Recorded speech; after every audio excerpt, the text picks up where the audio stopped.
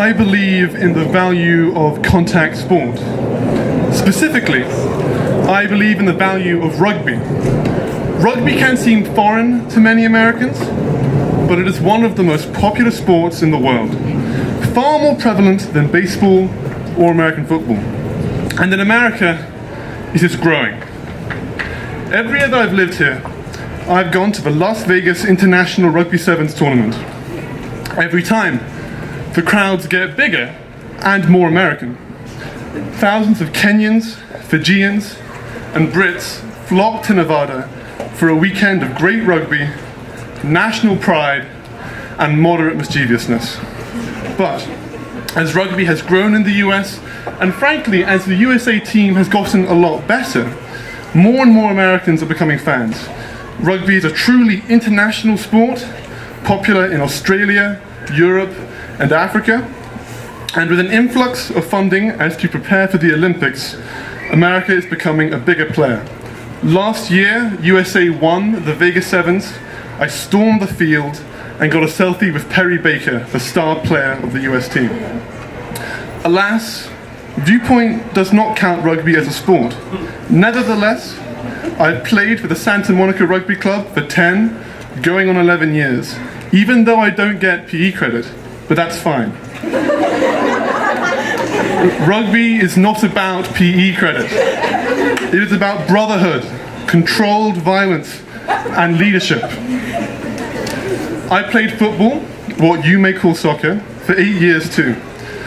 But it didn't have the same allure as contact sport. Yes, sometimes people hurt their wrist or ankle, get a concussion or two, or even a ball straight to the face. But no one really gets medevaced in football, at least not at the level I was playing at. Getting tackled in rugby is normally fine, but sometimes it hurts quite a bit. I've seen people break fingers, get cut across the chest with metal cleats, but what is most shocking is when a massive guy catches you off guard and jumps right at you at full speed.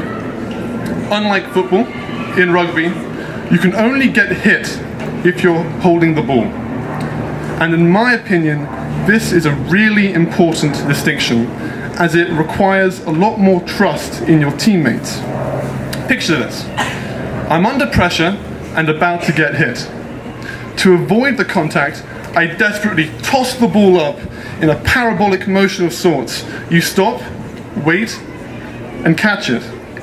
And at that moment, you get pounded by a guy running at maximum speed.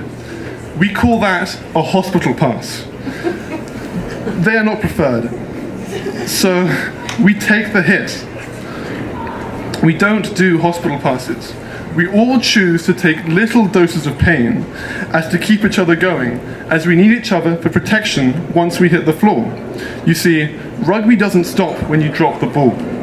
When people get hurt, it's often because they weren't playing together, so we do play together. It's a unique relationship in my social life, and I really appreciate it. Another great part of rugby is the violence. Anyone who has met a 17-year-old guy might know that we have a lot of built-up testosterone.